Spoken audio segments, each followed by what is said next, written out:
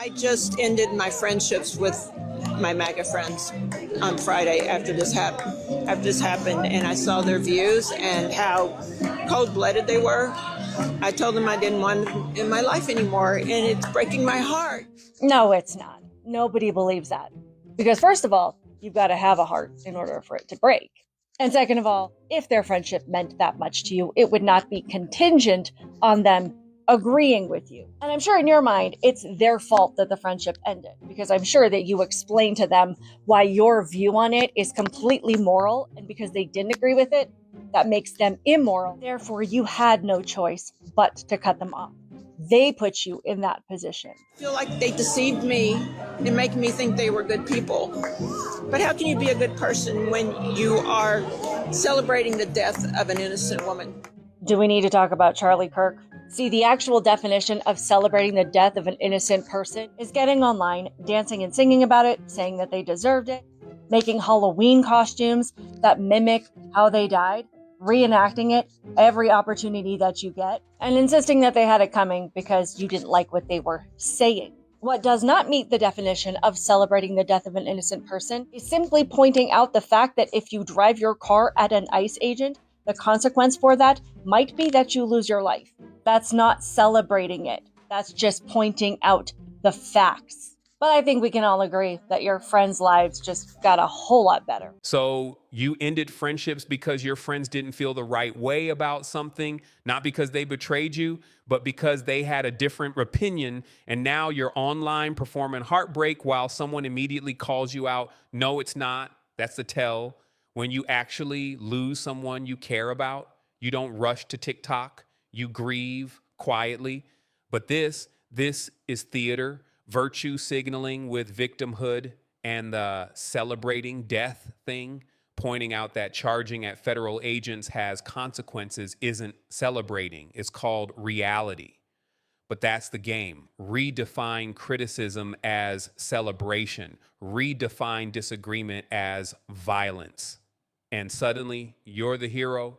Meanwhile, your MAGA friends are thinking dodged a bullet, because friendships built on ideological purity, those aren't friendships. Those are alliances. So apparently there's some queer Trump supporters who are surprised to realize that they're not welcome in our community. Like this lesbian who says that it's disgusting that queer people are no longer inviting her to their events or their circles. Like, girl, you're not the victim here. You voted for someone who is a fundamental existential crisis to queer people, and then you're surprised that people in the community don't want to hang out with you? Like, marriage equality is literally on the line, and you literally voted for the guy who will try to take it away. No, that 13% who voted for Trump is not welcome in the community. It doesn't mean you're not queer. You are, and you're going to be affected by ultimately what's going to happen under this administration. But you're the one who shunned the community while the rest of us stood in solidarity. Forgive me if I don't shed a tear for you. So today I basically cut ties with someone who was more than an acquaintance. You know, we've hung out with him outside of the situation where we normally see him a couple times a week. I hadn't realized until recently that I've had this person blocked on Facebook for years. Because I looked for him on Facebook a while back to try to send him a friend request, and I could never find him. And then I finally looked at my blocked list recently. I'm like, oh, okay. And then it kind of all came back to me, how I knew him previous to our current situation. Well, I unblocked him to maybe give him the benefit of the doubt, but he has not changed. He is still just mega trash, basically, which is hilarious because he's married to a minority and, you know, basically voted against all of their rights and their child's rights and all of that. But the opportunity finally presented itself where he called me out for something on a local Facebook group, and I just kind of let it go. And he's like, well, I'm still going to be nice to you because I like you. And I'm like, yeah, but I'm not. I don't like you. I don't like what you stand for. I don't like, you know, how you think it's okay to treat people based on, you know, their color, their ethnicity, their sexual orientation, their immigration status, you know, whatever. It kills me. But I guess, you know, now we move on and it's fine, but it is really hard to kind of give up a friendship sometimes. But, your integrity matters far more, and we'll be better off. We'll be better off without them in our life. So you unblock someone, you then reblock them because they're MAGA trash. And now you're patting yourself on the back. But here's the thing. This person is married to a minority, has a child, and you decided that you know what's best for them. That's not allyship. That's arrogance. This whole I'm still going to be nice. Yeah, but I'm not exchange. That's not boundaries. That's pettiness. And you initiated it. You made it public. So who's really the problem? Look, if someone is genuinely toxic, cut them off. But if the only crime is wrong opinion, maybe ask yourself, am I building bridges or burning them for applause? It's actually so insane having MAGA family members as we edge closer to this civil war, because you realize that they've always felt this way. They're now just emboldened. And then you realize, if given the option, they would have had slaves. And recognizing that in your own family is crazy. Anyway, I do suggest going no contact with your MAGA family. They're unreachable at this point. They never were reachable. Hey everyone. So I'm just here to help anyone out who doesn't understand why how you voted in the election is strictly a difference of opinion that we can all just go on with. So a difference of opinion is you like coffee and I like tea. Maybe you can't stand tea. I know I don't like coffee, but that's okay. Like, drink your coffee. I'm totally cool with it. And you're totally cool with me drinking tea. I'm not forcing it on you. When you vote to outlaw tea and punish tea drinkers, that's no longer opinion. You've acted on that opinion to put yourself above tea drinkers. And now, because I'm a tea drinker, my life's in danger. Because I could be punished just for liking tea. So that's not a difference of opinion. You've made an action. You've made an action that's endangered my life and the lives of so many other people. So it's not a difference of opinion. You've made an action. And the consequence is that there are some people who are not going to be friends with you anymore. And there's some people who aren't going to have a relationship with you anymore. And the reason for that is because we don't trust you. You voted to put yourself above us and to punish us. That's not an opinion, that's an action. I have the right to make myself feel safe. And that's what I'm doing.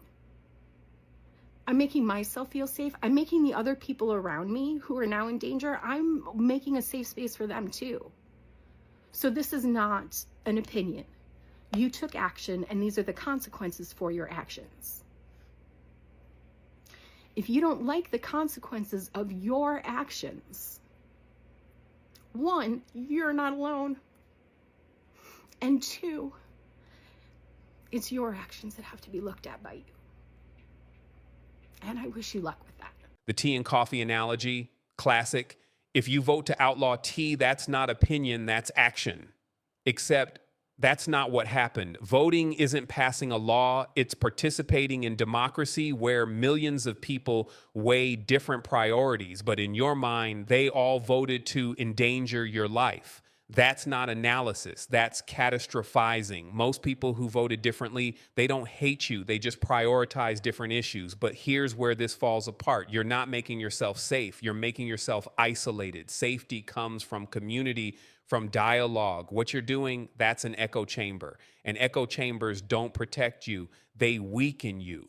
When you only surround yourself with people who think exactly like you stop growing. That's not strength. That's fragility. If you have lost quote unquote friends due to your political beliefs, then, well, were they truly friends to begin with?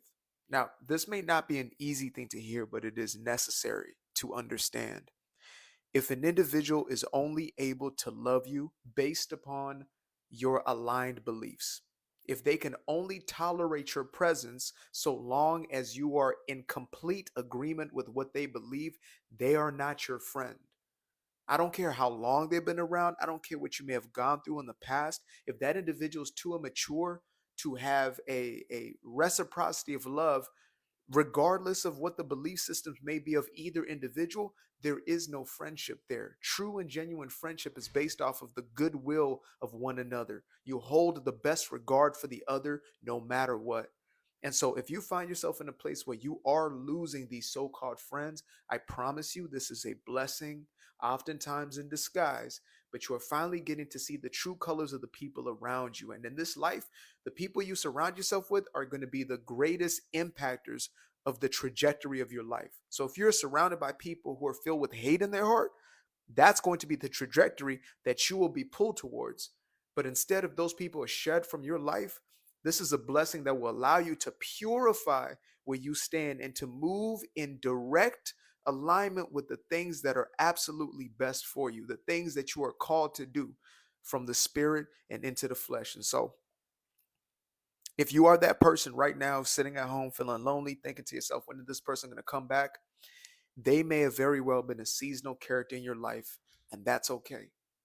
I've lost more friends since coming out as conservative, since coming out as a Trump supporter. What does that say about tolerance? Friend, you have every right to show up in life as you are. We just don't feel safe with you anymore.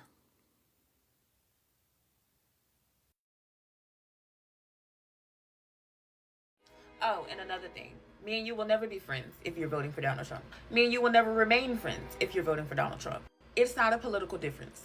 This is not the 2012, 2004 elections where we just disagree on how the economy should be ran. This is my life.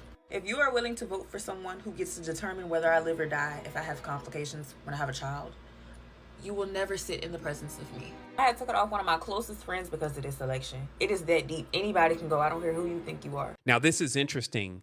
We just heard left people cutting off Trump supporters, and now someone on the right saying the same thing happened. Both sides are doing this. Both are purging people. Both think they're the victims. This isn't a left or right problem. This is a human problem. We've weaponized relationships, turned friendships into loyalty tests. Everyone's lonelier, everyone's angrier. But here's what I respect. She's acknowledging the cost. Yeah, it hurt, but I'd rather be alone than silent.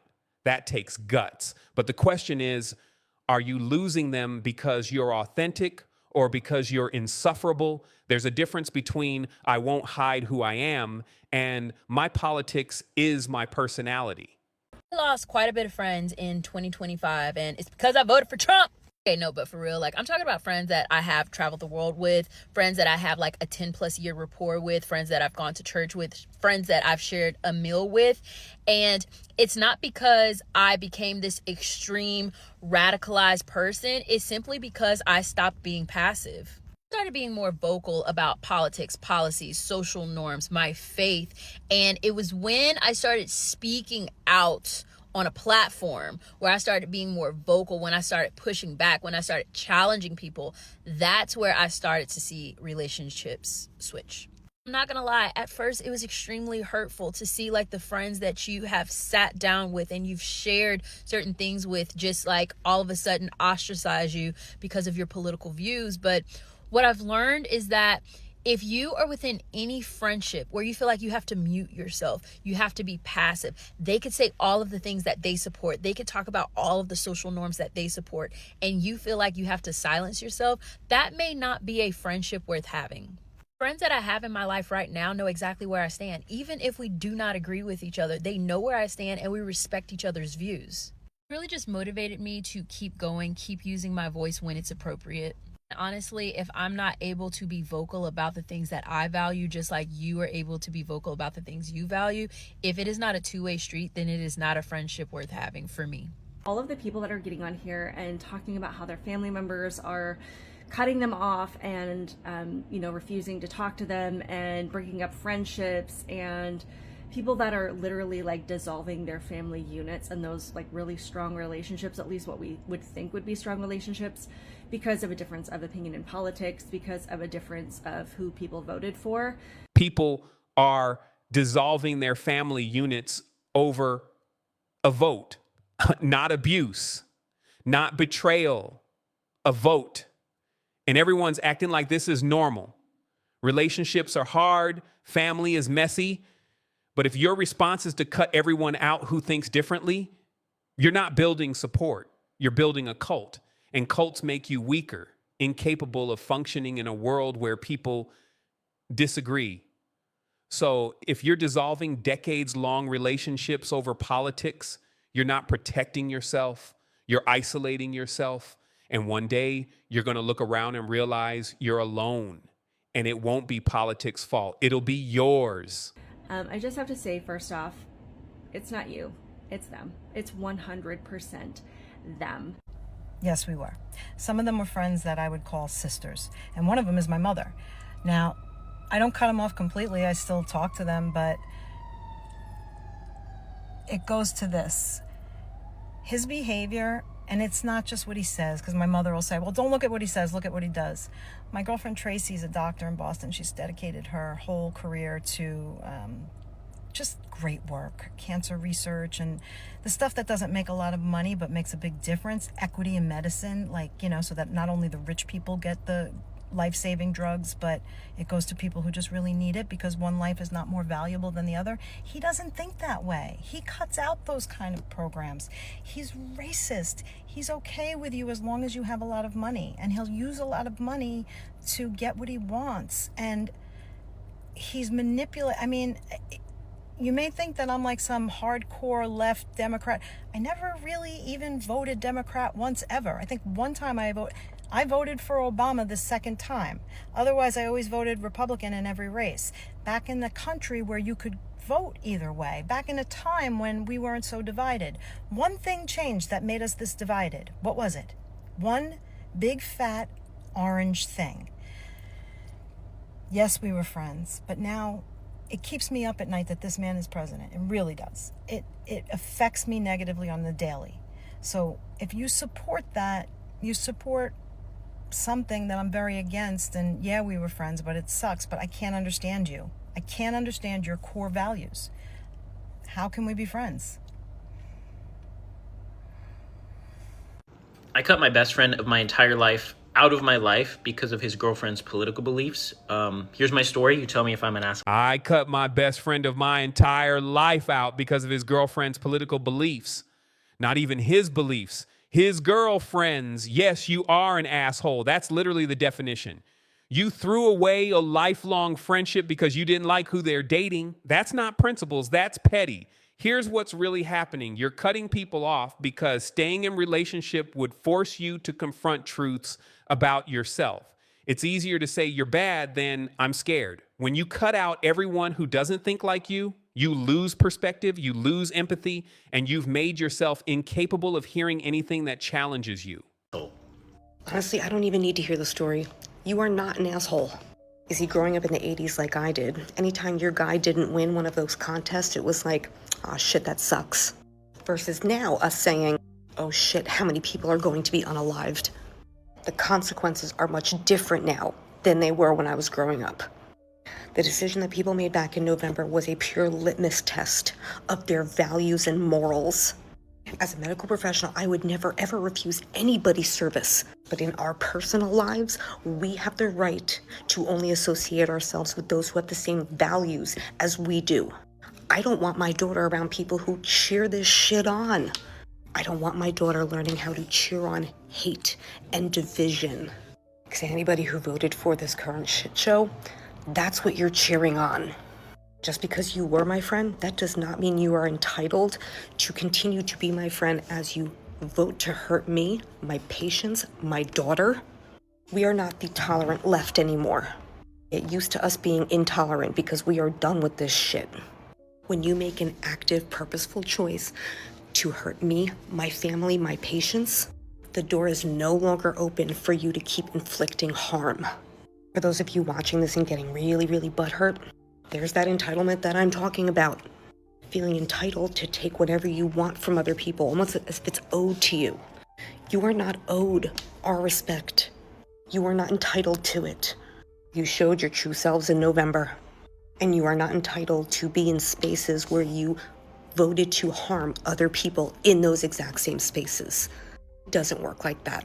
You are not entitled to my respect, but you showed your true self too. What you're really saying, I only respect people who agree with me. That's not principles. That's tribalism. We're not the tolerant left anymore. Good. Finally, some honesty. The mask is off. You were never tolerant, just as long as everyone played by your rules. Stop pretending it's about safety. It's about control. You want to control who's allowed to speak, who's allowed to disagree. But here's the truth. That's not strength. That's weakness. Strong people handle disagreement.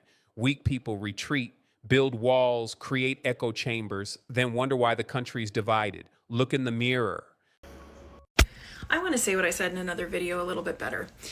I want to talk about why I think it's time, if you have MAGA people in your life, to cut contact with them.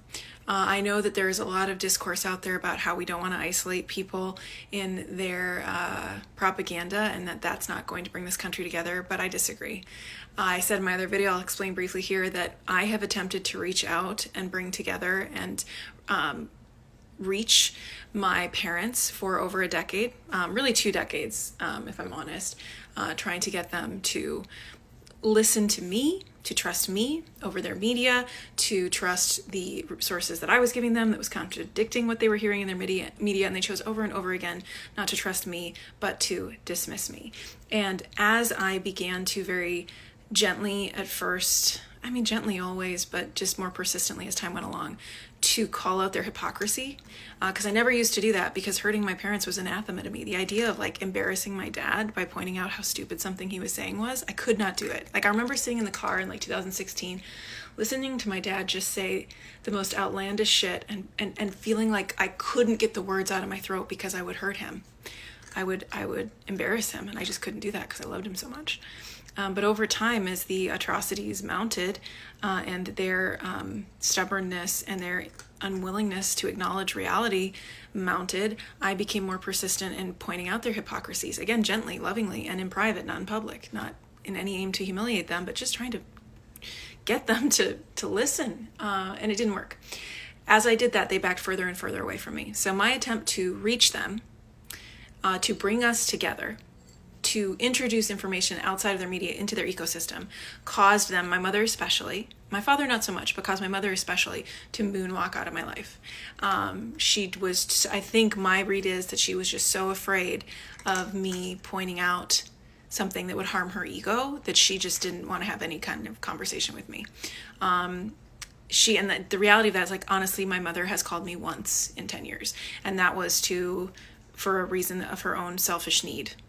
So I'm not exaggerating when I say that she moonwalked out of my life. So this talk of like, we have to stay in contact in order to reach them, it's not working.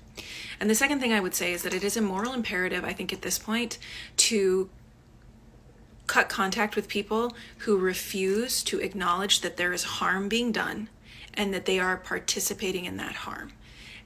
And maybe that's because they are people who cannot feel harm if it doesn't happen to them. They're just incapable of empathy or incapable of having an imagination. You have 2 buckets of MAGA people left. You have the people who love the pain and are cheering on the harm because they're bullies and deeply mentally sick individuals.